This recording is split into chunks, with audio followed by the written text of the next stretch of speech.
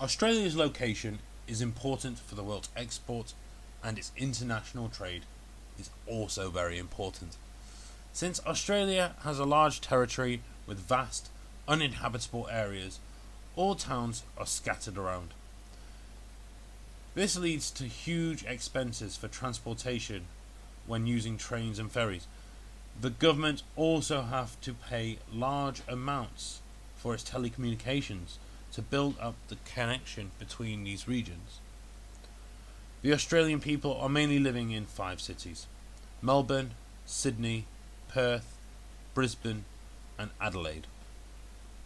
The most special one is Perth, which is one of the most isolated cities in the world. However, this does not affect its state to be one of the largest cities in Australia. Most large companies, like the 2 leading companies, Telstra and Qantas, they are both based in Perth.